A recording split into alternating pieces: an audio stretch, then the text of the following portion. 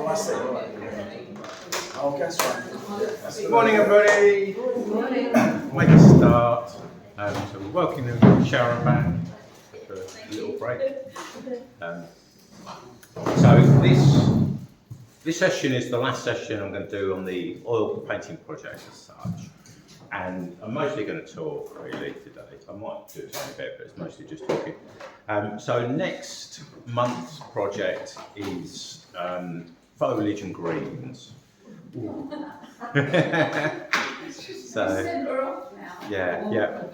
So really sort of kind of landscape based. So if you've got any landscape images, and then I was thinking, so it could be things like trees and shrubs and stuff like that. Might start off with a couple of studies, so maybe little sketches or painted sketches, that sort of thing. But it'll be focusing on mixing greens. That'll be one of the things. And brushwork and textures, that's the other thing I wanted to kind of go into a little bit with this one. So that's that. It's a 4-week month, so that would be 48 for that one. So yeah, that's next one. I thought I'd talk a little bit today about brushes. So for oil painting, I've actually got a couple of sets of brushes. These are like the teaching set. I tend to have loads of brushes. I mean, some painters you see, they've got like 2 or 3 brushes and they do a wonderful job, but I find that I need a lot. So this is typically the sort of amount of brushes I would take out with me. Maybe a few less, but it's quite often this amount. And I'm very fond of having a range of brushes. So I'm not really suggesting that you rush out and get hundreds. But it's good to have a good range of brushes. So certainly have something at least as big as that. And with oil painting brushes, you've got a choice of either using the bristle brushes, which are really the traditional oil painting brush. They're like a hog's bristle, pig's bristle. And I've grown up using these. I find these really nice to use. These I find easier on canvas. I find on the board, sometimes they're a bit scratchy on the board, so these work really nicely on canvas. But yeah, they're really good. They're kind of long lasting. They do wear down, so a brush like that will probably end up wearing down a bit like that, but it's still quite usable because I find that the hairs almost sort of wear away at the edges. I can still sort of use it for popping painting and still get some quite sharp marks. So it's different quality from when it's new, but it's still very usable. So that's bristle brushes. So I'd say get 4 or 5 brushes. You can get different shapes. So that is, I think that's a flat one. You've also got this sort of shape, which is what they call a filbert. Well, you've got the round ones. That's not quite a round one. And then you've also got one called a filbert, which is like a round one that's been flattened. So it's a bit of a cross between the two. So they're the main types. You've also got kind of specialist brushes. So this one's called a rigger. So this is, if you've got like long thin lines, this is a really good brush to get. So I pretty much always have one of those here in the collection. Sorry, Paul, what was that called? A rigger? A rigger, yeah. It's like that. I think they're actually designed for painting the rigging on ships. So if you're doing a picture of a ship, you could paint the rigging. So it's really designed for long thin lines.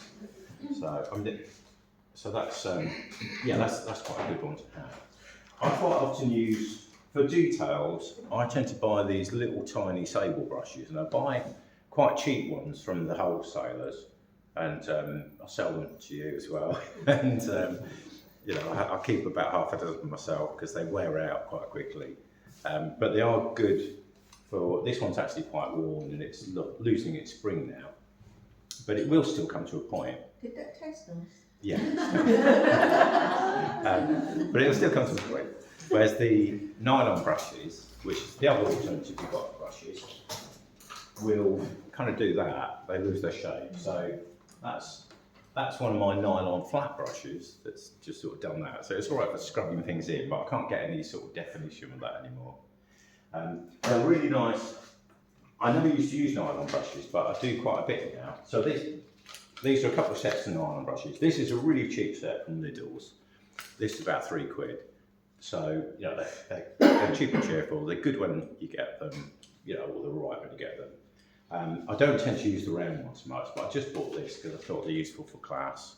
You know, if somebody hasn't got any brushes and wants to start out, there's a few brushes here for somebody to use.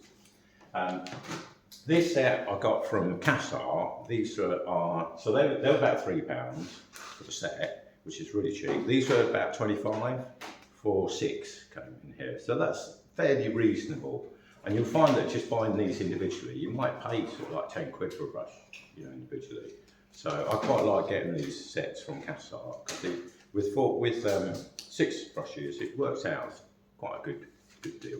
And these are quite nice. These are, as nylon brushes go, sometimes they're a little bit too springy. So these are sort of fairly firm, but they're not too, you know, they're not too soft and they're not too hard. So they do vary a bit, the different ones you get.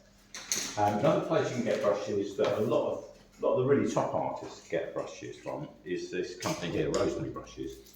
So these are based in Yorkshire, and this lady Rosemary does make the brushes with her family.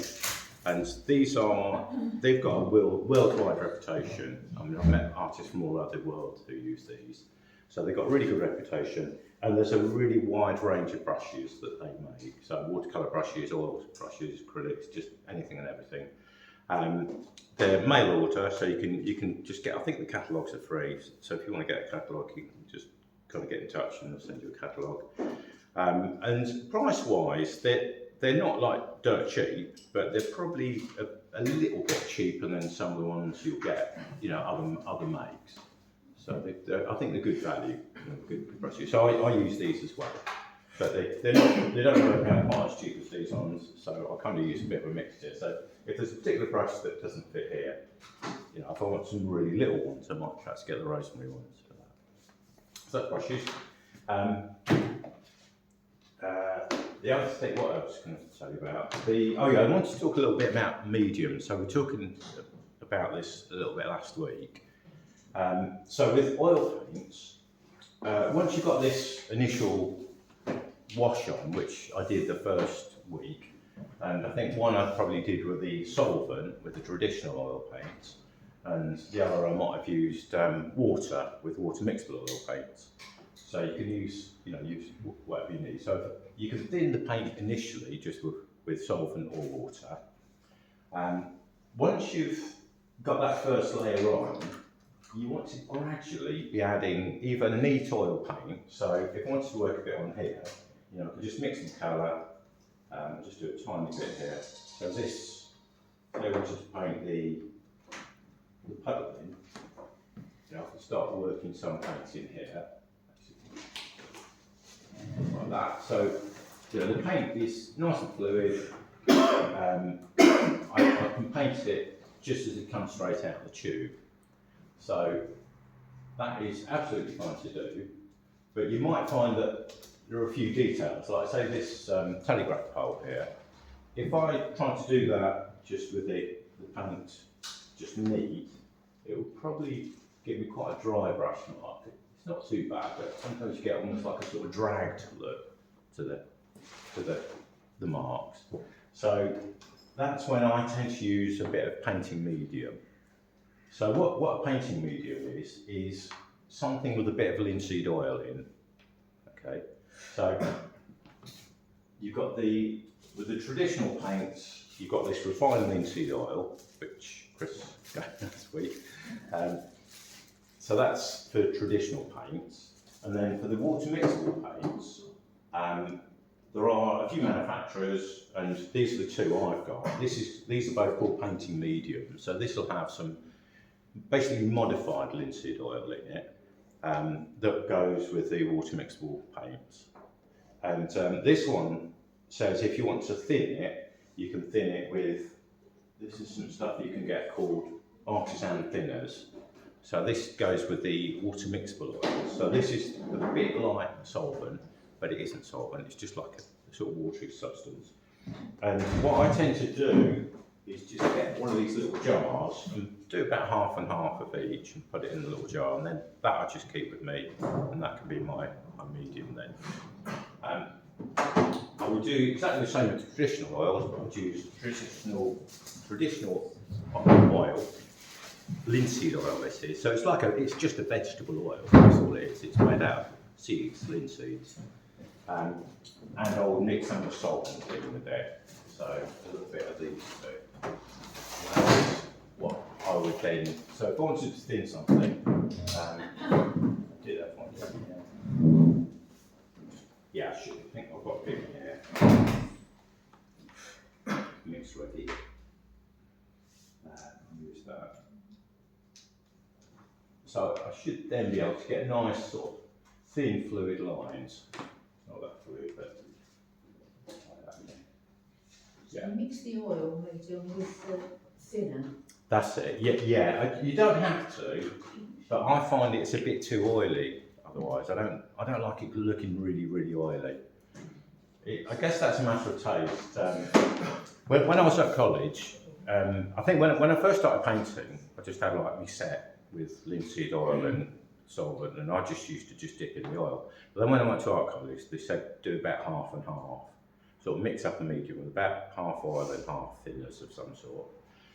So that's what I've been used to doing. So when I started painting with the water mixture oils, I just thought, oh, I'll try and do something similar with that. So that's what I've done. And it actually does say on this that you can thin it, and to thin it with the thinners.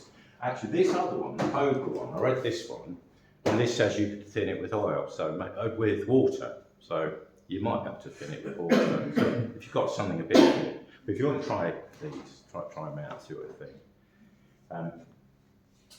Yeah, so that's really the mediums.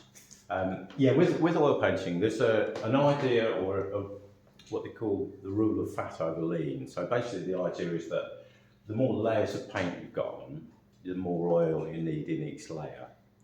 So if you had like, very thin paint, you don't want to then if you've got thicker paint, you don't want to put something that's just very thin, thin with water or thin with solvent over the top of that. Because what happens is it cracks. That's where you get the cracking.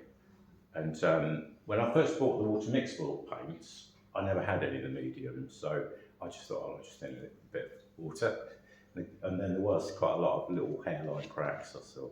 So you kind of do need a little bit of something, if you go to thin paint. If you're painting it straight out of the tube, that's absolutely fine.